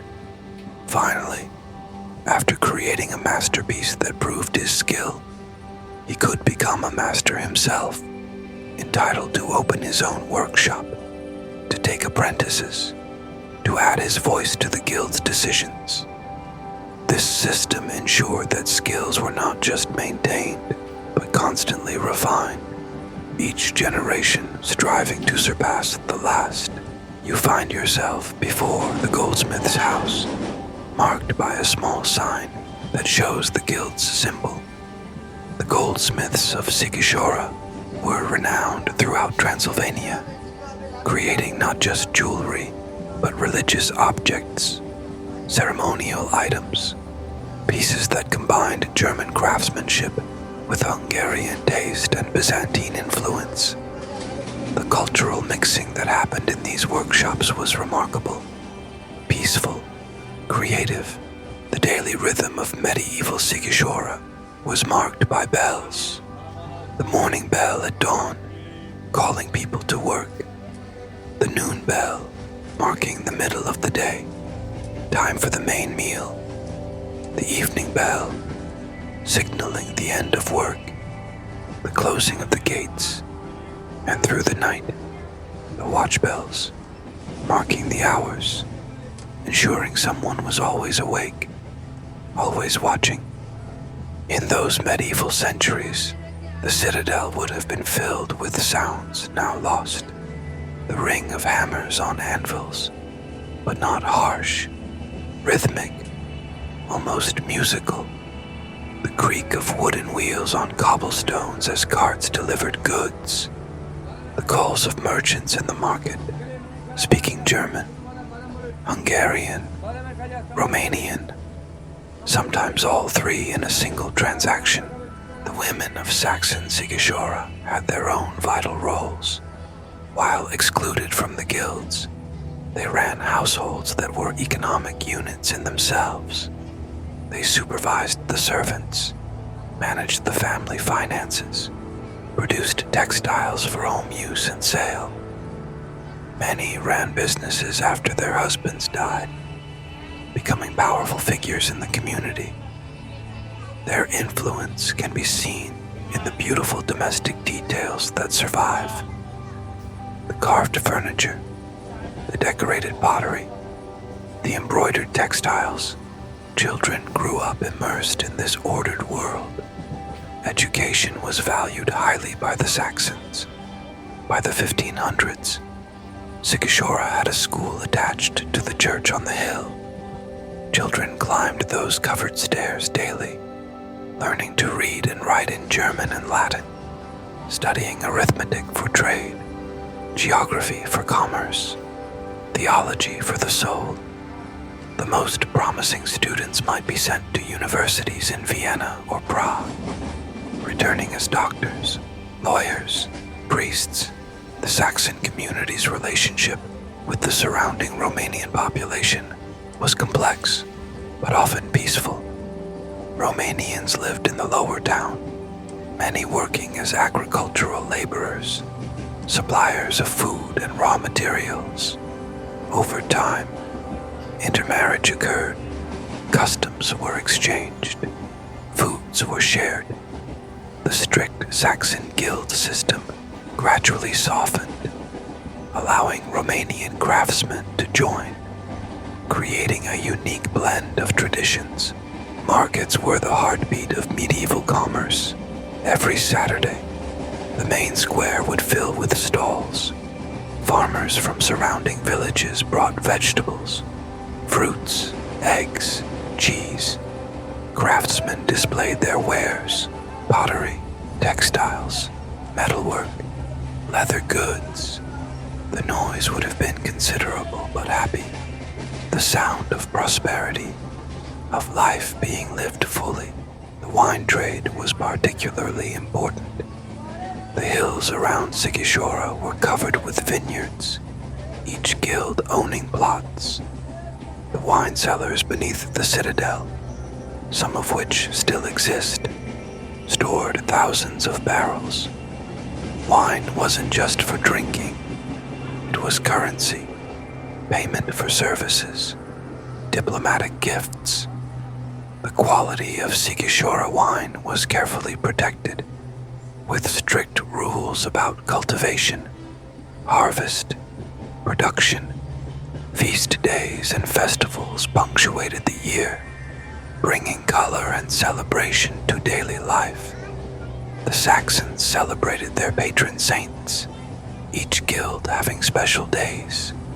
Processions wound through the streets, banners flying, music playing. These weren't wild celebrations, but ordered, dignified, reinforcing community bonds and hierarchies. The medical knowledge of medieval Sighișoara was surprisingly advanced. The Saxon communities maintained hospitals, employed physicians trained in Vienna or Padua. The pharmacy, established in the 1600s, but building on earlier traditions, mixed medicines from local herbs and imported substances. The plague that periodically swept through Europe was managed here with quarantine procedures, public health measures that saved many lives. Fire was the great fear in medieval towns, and Sighișoara developed sophisticated firefighting methods. Each guild was responsible for maintaining leather buckets, hooks for pulling down burning thatch. Their fire regulations were strict about building materials, about spacing between structures, about night watches. These precautions are why so much of medieval Sighișoara survives today. The justice system reflected Saxon values of order and community responsibility. Minor infractions were handled by guild courts, more serious crimes by the town council. Punishments were often public but not usually cruel. Fines, public humiliation, exile for serious offenses. The goal was restoration of community harmony rather than revenge. Winter in medieval Sighișoara required careful preparation. Food preserved in summer had to last until spring. Wood for heating was allocated according to strict rules, ensuring everyone had enough to survive.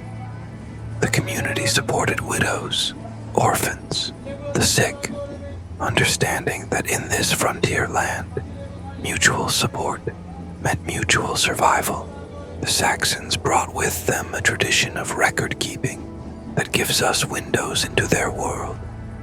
Account books, council minutes, guild records, birth and death registers, all carefully maintained, written in precise Gothic script. These documents, some still preserved in archives, tell stories of individual lives within the larger community narrative. As you stand in the quiet night, surrounded by buildings these Saxon settlers built, you feel the weight of their achievement.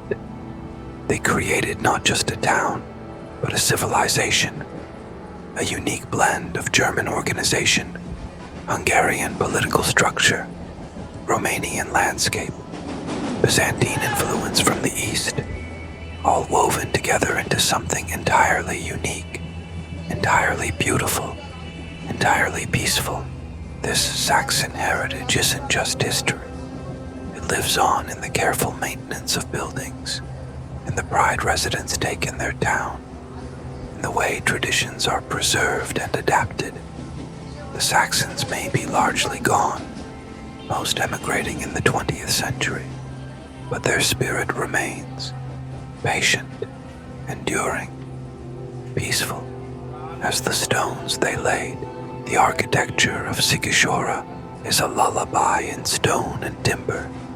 Every building seems to have grown organically from the hillside, shaped by centuries of use and care. As you wander the darkening streets, you notice how each structure has its own personality while contributing to the harmonious whole. You approach the church on the hill, reached by the famous Scholar's Stairs. These covered wooden stairs, 175 steps in total, rise through a wooden tunnel. The roof above protects climbers from weather, creating an intimate passageway between the lower and upper citadel. Each step is worn differently, some more deeply than others, creating a gentle rhythm as you climb. Inside the stairway, the air is cool and still. The wooden walls and ceiling have aged to a deep brown, almost black in places. Small windows let in glimpses of the evening sky, but mostly you climb through peaceful shadow. The sound of your footsteps is muffled, absorbed by the old wood, creating a sense of walking through time itself. At the top, you emerge near the church on the hill, a Gothic structure from the 1400s. Its walls are massive, built from blocks of golden sandstone that glow even in the fading light. The church sits in its own peaceful cemetery, ancient headstones leaning at gentle angles, covered with lichen and moss. Some inscriptions are still readable, names and dates in German, Latin, Hungarian.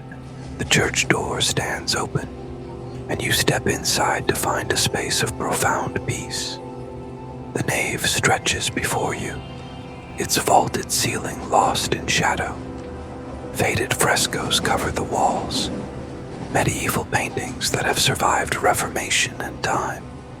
Saints and angels watch with patient eyes, their colors soft as whispers. The floor is paved with tombstones, worn smooth by centuries of footsteps. Noble families of Sighișoara rest beneath, their names and heraldry barely visible now. You walk carefully, respectfully, aware that you're walking on history, on lives lived fully and laid to rest in this sacred space. Returning outside, you notice the defensive features built into even this holy place. The church could serve as a last refuge, its thick walls and strategic position, making it a fortress as well as a sanctuary. But tonight it's purely peaceful, a place of contemplation and rest. The houses near the church are some of the oldest in Sighișoara. Their architecture shows medieval building techniques at their finest. Massive wooden beams support the structures, each beam hand-hewn, still showing the marks of the axes that shaped them. The walls between are filled with wattle and daub, an ancient technique that creates excellent insulation. You notice the roof lines, how they vary in height and angle, creating a skyline that's never monotonous, always interesting. The tiles are handmade, each one slightly different, creating subtle variations in color and texture. Some roofs have small windows, dormers that peek out like sleepy eyes. The overhanging upper stories create shelter below, a practical design that also adds charm. You can walk much of the citadel protected from rain by these overhangs, moving from shelter to shelter. The medieval builders understood comfort as well as beauty. Doorways fascinate you with their variety. Some are simple rectangles, others have pointed Gothic arches. Still others are rounded in the Romanesque style. Each one is framed differently, some with carved stone, others with painted wood. Many have iron knockers, crafted in shapes of lions' heads, hands, flowers. Windows, too, show remarkable diversity. Some have stone mullions, dividing them into smaller panes. Others feature wooden shutters with decorative cutouts, hearts, stars, crosses. The glass in older windows is hand-blown, creating subtle distortions that make the world outside seem dreamlike. Small architectural details catch your eye everywhere. Carved faces peer from beam ends. Green men with leaves sprouting from their mouths. Protective symbols worked into the ironwork. Date stones marking construction years. House marks showing ownership. All these details create texture, interest, a sense that every surface has been considered, cared for, even in the quieting evening. You sense the living traditions that continue in Sighișoara. This is not a museum, but a living town where ancient crafts and customs persist, adapted to modern times but essentially unchanged. The continuity is deeply peaceful, reassuring, a reminder that some things endure. You pass a workshop where a potter still works. Through the open door, you glimpse shelves lined with ceramics, bowls and plates glazed in traditional patterns, blues and whites, greens and browns. The potter's wheel stands idle now, but you can smell the earthy scent of clay. Feel the creative energy that fills this space during working hours. Next door, a woodcarver's shop displays its wares, wooden spoons and bowls, decorative panels, toys made in styles unchanged for generations. The wood shavings on the floor curl like sleeping creatures, and the smell of fresh-cut timber mingles with the evening air. Tools hang on the walls, each one worn smooth by use, treasured, maintained. The tradition of hospitality continues too. Small guest houses occupy medieval buildings, offering travelers a chance to sleep within these ancient walls. You see warm light in their windows. Imagine guests settling in for the night, surrounded by centuries of peaceful history in a small square. You find evidence of the weekly market that still takes place. Wooden stalls are stacked against a wall, ready for tomorrow's vendors. Local farmers bring produce, craftspeople their wares, continuing a tradition of commerce that built this citadel. The cobblestones here are particularly worn, polished by centuries of market days. The religious traditions remain strong. Orthodox, Catholic, Lutheran communities all maintaining their presence, their churches, their festivals. You hear evening prayers drifting from an open window, voices raised in ancient harmonies. The sound is deeply soothing, connecting this moment to countless others stretching back through time. Food traditions persist in the restaurants and homes. Dishes that Saxon housewives prepared centuries ago are still cooked in these kitchens. Sour soups, meat stews, pastries filled with cheese or cabbage. The scents that drift from doorways are those that have always defined evening in Sighișoara. The tradition of storytelling continues. Older residents still tell tales passed down through families. Stories of the citadel's founding, of plagues survived, of armies turned away, of ghosts in towers, of treasures hidden and found. These stories are told quietly, without drama, like bedtime stories for the town itself. Musical traditions echo through the streets. That violin you heard earlier plays melodies that have been passed from teacher to student for generations.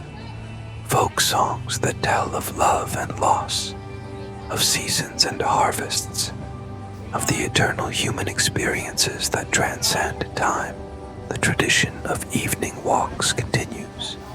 Families stroll together as darkness falls, greeting neighbors, checking on elderly relatives, maintaining the social fabric that has always held this community together. Their quiet conversations create a gentle murmur, a human counterpoint to the evening bird song. Even the cats of Sighișoara seem to follow traditions. Generations of felines have patrolled these streets, keeping rodents at bay, accepting tribute from soft-hearted residents. They move through the shadows with inherited knowledge of the best hunting spots, the warmest corners, the friendliest houses. The evening has fully transformed into night now, and Sighișoara takes on an even more dreamlike quality. The last traces of sunset have faded from the western sky, replaced by the deep blue of night. Stars begin to appear, first one, then another, then countless points of light scattered across the darkness. The temperature has dropped pleasantly. The cool air carries different scents now. Night-blooming flowers release their perfume. Jasmine and evening primrose add their sweetness to the air. The stone walls, having absorbed heat all day, now release it gently, creating warm spots where cats curl contentedly. You find yourself in a particularly quiet part of the citadel, where the houses seem to sleep already. Windows are dark or show only the faintest glow of night lights. The narrow street curves ahead, disappearing into shadow, inviting you deeper into the medieval dream. Your footsteps echo softly off the walls, creating a rhythm that matches your breathing. The cobblestones are slightly damp with evening dew, making them gleam in the lamplight. Each pool of light from the street lamps is like a golden island, connected by paths of gentle darkness. A clock chimes somewhere, marking the hour with bronze notes that float through the night air. The sound seems to come from everywhere and nowhere, reflected off walls, carried by the breeze, until the whole citadel resonates gently with the marking of time. You discover a small park, really just a widening of the street with some benches and trees. The trees are old, their branches creating a canopy overhead. Through the leaves, you can see stars and the occasional bat flitting past, hunting insects in the warm night air. Sitting on one of the benches, You feel the deep peace of this place settle into your bones. The wood is smooth, worn, comfortable. From here, you can see the lights of the lower town spread out below, and beyond that, the darkness of the countryside, punctuated by occasional lights from distant farms. The sounds of night are subtle but present. A dog barks once, far away, then is quiet. An owl calls from the forest beyond the walls, its voice mysterious but not frightening. Just another citizen of the night, going about its business. The wind whispers through leaves, a sound like gentle breathing. You notice how different materials respond to night. Stone becomes cooler, more solid, holding the darkness in its crevices. Wood seems to warm slightly, as if remembering the tree it once was. Metal gleams mysteriously, catching and reflecting the smallest amount of light. Walking again, you pass under archways that frame views of the night sky. Each arch creates a different composition, stars arranged in unique patterns. Some frames include the moon, now risen and casting silver light across the rooftops. Its light is different from the golden lamplight, cooler, more mysterious, ancient. The shadows in Sighișoara are never threatening. They're soft, welcoming, places of rest for the eyes. In doorways, shadows gather like old friends. In corners, they pool like quiet water. Under eaves, they hang like comfortable blankets. You find another stairway, this one uncovered, leading up to a higher terrace. The steps are stone, each one a different height, requiring careful attention, mindful movement. At the top, you are rewarded with a view across the entire citadel. Rooftops cascade down the hillside, a frozen waterfall of tiles and chimneys. The night air moves gently, bringing sounds from different parts of town. A television murmurs behind closed shutters. Someone practices piano, scales rising and falling like breathing. A couple talks quietly on a balcony, their words indistinct, but the tone peaceful, content. Sighișoara reveals its secrets slowly, and in the quiet of night, you discover the hidden corners that daylight visitors might miss. Behind the main streets, through archways and down narrow passages, lie secret gardens and forgotten spaces where peace gathers like morning dew. You slip through a gap between two houses, so narrow you have to turn sideways, and emerge in a hidden courtyard. It's like stepping into another world. Roses climb trellises against ancient walls, their blooms pale in the moonlight, releasing waves of perfume into the still air. A small fountain bubbles in the corner, its water feature simple, just a pipe emerging from the wall. But the sound is perfect, gentle, continuous, hypnotic. Water lilies float in the basin below, their flowers closed for the night, sleeping until tomorrow's sun. Stone benches surround the courtyard, placed to catch morning sun or afternoon shade. Now they're cool to the touch, perfect resting spots for contemplation. You sit for a moment, feeling completely enclosed, protected, held by these ancient walls. Through another passage, you find a terraced garden stepping down the hillside. Each level has its own character.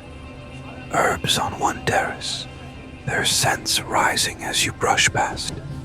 Vegetables on another, tomatoes and peppers growing in neat rows. Flowers on a third, a cottage garden of peaceful disorder. These gardens have been cultivated for centuries. The soil is rich, dark, fertile from generations of composting. The plants grow with unusual vigor here, as if the earth itself remembers how to nurture, how to provide. Some of these gardens feed the same families that have tended them for hundreds of years.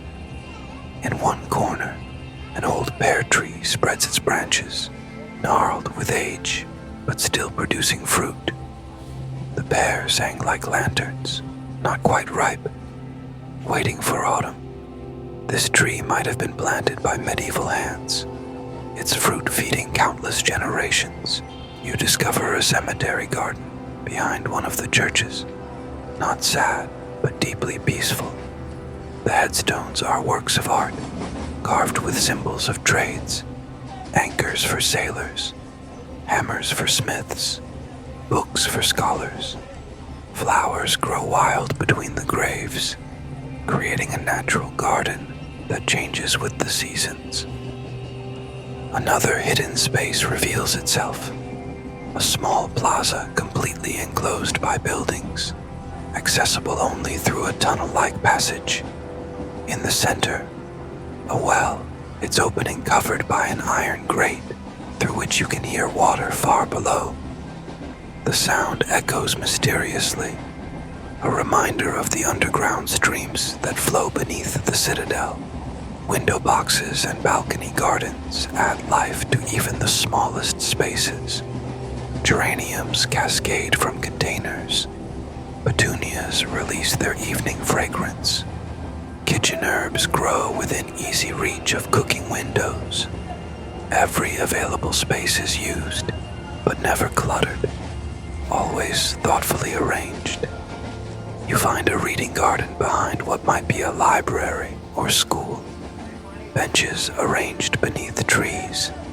A few tables with chessboards permanently installed, their pieces waiting for tomorrow's players.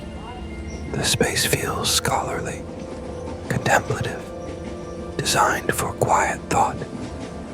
In these hidden corners, you sometimes find evidence of daily life, a forgotten watering can, a gardening glove dropped on a path, children's toys left beneath a bush. These small signs of human presence make the spaces feel alive, loved, actively used rather than preserved. The night gardens have their own inhabitants. Hedgehogs rustle through undergrowth, hunting for insects. Moths dance around night-blooming flowers, their wings silent as whispers. Somewhere a cricket maintains its rhythmic song, a meditation in sound. Some gardens are purely ornamental, designed for beauty alone. Others are practical, producing food and medicine, but all share a quality of peace, of patience, of connection to the earth that has supported this community for 7 centuries. Every ancient place has its legends, and Sighișoara whispers its stories to those who listen in the quiet of night. These aren't tales of horror or fear, but gentle mysteries, romantic legends, stories that add depth to the shadows without disturbing the peace. There's the tale of the clock tower's builders, who included a secret room that can only be found when the moon is full. Some say it contains the original plans for the citadel. Others believe it holds treasures hidden during times of siege. But perhaps it simply holds the dreams of those medieval craftsmen, preserved in stone and timber. You stand before the clock tower now, looking up at its ancient face. The painted figures that emerge during the day are sleeping, but you can imagine them, the gods representing each day of the week, moving in their eternal circle, marking time in the old way, when days had personalities, when time was circular rather than linear. Local legend speaks of a white lady who walks the walls on misty nights, not a frightening ghost, but a protective spirit, watching over the citadel as she did in life. Some say she was a Saxon merchant's daughter who loved a Hungarian noble, their union bridging the communities. Others believe she was a healer who saved the town from plague. In the monastery church, there's a stone that's always cold, even in summer. Legend says it marks the spot where a monk spent so many hours in prayer that his devotion cooled the very earth. Touching it is said to bring peaceful sleep, freedom from troubling dreams. The covered stairs have their own mythology. Students who climbed them to reach the church school would count the steps, but the number would change. Sometimes 174, sometimes 176, as if the stairway itself was teaching that not everything can be measured, that mystery has its place. There's a house where music can sometimes be heard, though no one has lived there for years. Not ghostly music, but gentle melodies, as if the walls themselves remember the songs sung within them, the lullabies, the celebration songs, the quiet humming of daily life. The guild towers each have their stories. The rope maker's tower, where a master craftsman wove a rope so strong it could hold the weight of the entire town council. The butcher's tower, where a kind-hearted butcher fed the poor during a harsh winter, saving many lives. These stories celebrate skill and compassion, the values the community treasured in certain corners of the citadel, especially near the old wells. People report experiencing sudden moments of profound peace, as if these spots are blessed. Scientists might explain it as negative ions from underground water, but locals prefer the old explanation that these are thin places where earth touches heaven. The Jewish quarter has its own gentle mysteries, a hidden synagogue in a basement, its location forgotten, but its presence felt. The ghostly sound of prayers on Friday evenings, echoing from walls that absorbed centuries of devotion. These stories honor the disappeared community, keeping their memory alive. Children in Sighișoara grow up with the tales of the citadel's animals, the cats who know every secret passage, the storks who return to the same nests year after year, carrying messages between the living and the dead, the bats who are actually transformed guardians, protecting the town from unseen dangers. There's a tradition that if you walk the entire circuit of the walls on New Year's Eve, whatever you wish for will come true, but only if your wish is peaceful. Selfish or harmful wishes are said to turn to mist, dissipating into the night air, leaving only a lesson about the nature of true happiness. The night has reached its deepest point now, that magical hour when the citadel seems to exist outside of time. The streets are empty except for you and the shadows. The only sounds are those that have echoed here for centuries. Wind in the eaves, the distant flow of water, the settling of old wood. You find yourself back in the main square, but it's transformed by night. The fountain's whispers seems louder now, more musical, as if it's singing a lullaby to the sleeping buildings.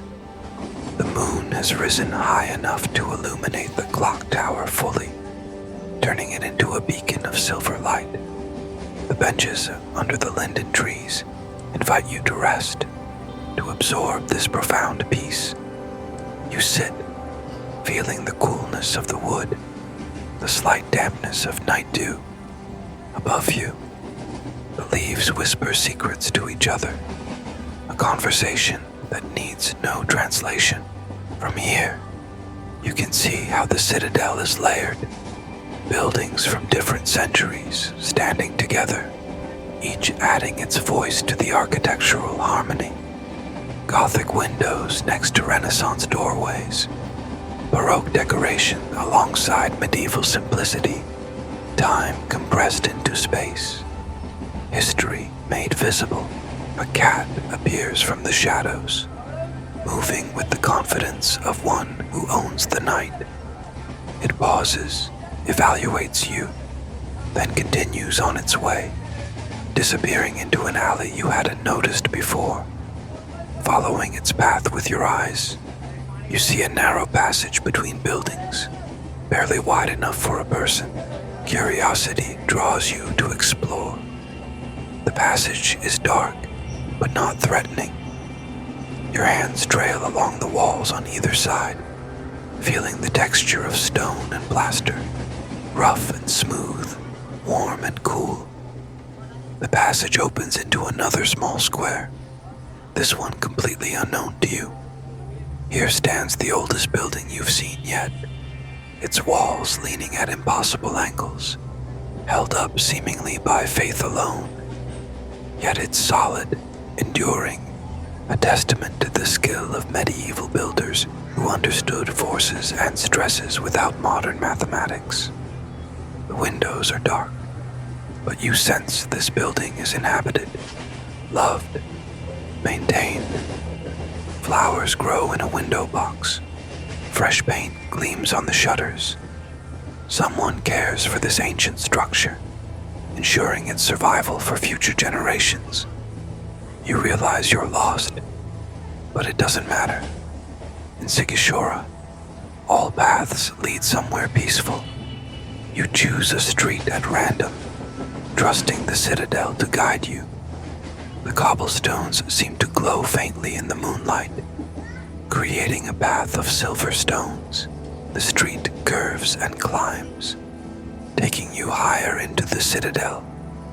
You pass sleeping houses, each one unique yet part of the whole, like notes in a lullaby, individual but creating harmony together.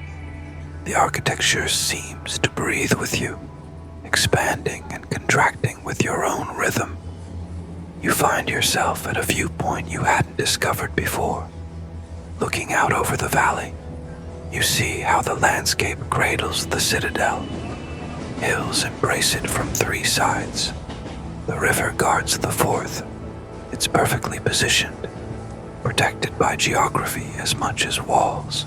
The forests on the distant hills are dark mysteries, hiding villages and ruins, paths and clearings known only to locals.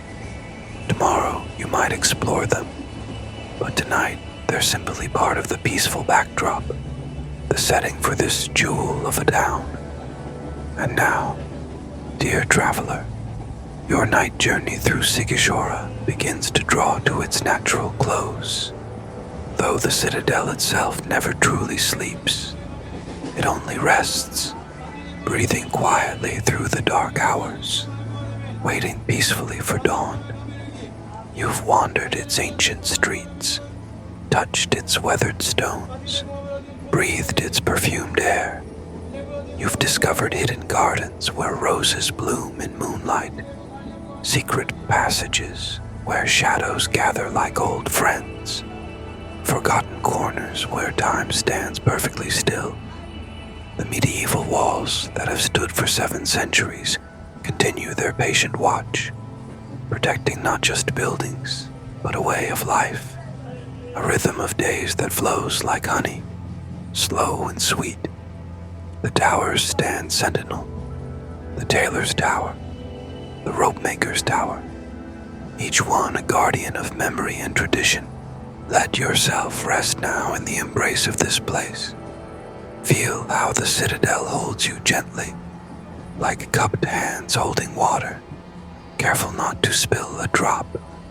You're safe here, protected by stone and story, by tradition and time. The cobblestones beneath your feet have known so many others, merchants and craftsmen, nobles and peasants, children playing, lovers meeting, elderly citizens taking their evening walks, all part of the continuous story, the unbroken chain of human experience. The houses around you sleep peacefully, their windows dark but welcoming.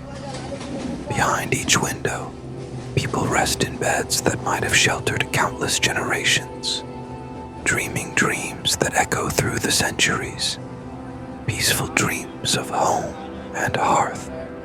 The church bells have fallen silent now, their bronze voices resting until morning, but their vibrations continue, too low to hear, resonating through stone and wood, through earth and air, a constant presence, a bass note of continuity. Let the peace of Sighișoara seep into your bones, into your breath, into your heartbeat. This is a place where time moves differently, where hours stretch like cats in sunshine, where moments expand to hold eternity. The moon continues its journey across the sky, painting everything in silver and shadow. The stars wheel overhead in their ancient patterns, the same constellations that guided medieval travelers, that blessed medieval lovers, that watched over medieval children. You're part of this now, part of Sighișoara's story. Your footsteps have joined the countless others. Your breath has mingled with the night air. Your presence has been absorbed into the peaceful fabric of this place. Rest now. Rest deeply. Let the citadel watch over you, as it has watched over so many. The walls are strong, the foundations deep, the spirit peaceful. Everything here speaks of endurance, of continuity, of the deep peace that comes from knowing one's place in the flow of time. The narrow streets wind on without you, leading to more mysteries, more beauty, more peace. But you've seen enough for tonight, felt enough, absorbed enough. Now it's time to let go, to drift, to dream. Dream of pastel houses leaning together like sleeping friends. Dream of roses climbing ancient walls. Dream of fountains whispering lullabies. Dream of moonlight on cobblestones, of stars through Gothic windows, of peace gathering in hidden gardens. The citadel will be here tomorrow, and the tomorrow after that, and for tomorrow stretching into the future. It has endured, it will endure, a constant in an ever-changing world, a refuge of peace and beauty. Let your breathing slow now, matching the rhythm of this place, the slow pulse of medieval time, in and out, like the citadel itself, breathing through the centuries, patient, peaceful, eternal. Legends and stories of Sighișoara wrap around you like a soft blanket. The White Lady walks the walls, protecting, blessing. The clock tower figures sleep, waiting for dawn. The hidden rooms keep their secrets. The wells whisper their mysteries. Everything is settling into deeper peace. The night embraces the citadel. The citadel embraces you. You embrace the coming of sleep. All is connected. All is peaceful. All is well. Rest now in the heart of Transylvania, in this jewel of a medieval town, where past and present merge in perfect harmony, where every stone has a story, where every shadow is a friend, where peace is as solid as the ancient walls. Sleep comes naturally here, carried on the scent of roses, rocked by the whisper of fountains, guided by the soft light of stars through medieval windows. This is Sighișoara's gift to you, the gift of perfect peace, perfect rest. Let go now. Let go completely. You're safe in the embrace of 7 centuries, held by walls that have never failed, watched over by towers that have never slept, blessed by churches that have never ceased their vigil. Drift, float, dream. The citadel continues its quiet existence, and you continue your journey into sleep, both peaceful, both eternal, both perfect in this moment of absolute rest. Sleep now. Sleep deeply. Sleep peacefully. Sighișoara watches over you. History embraces you.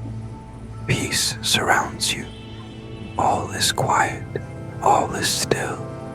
All is exactly as it should be. Rest, rest, rest.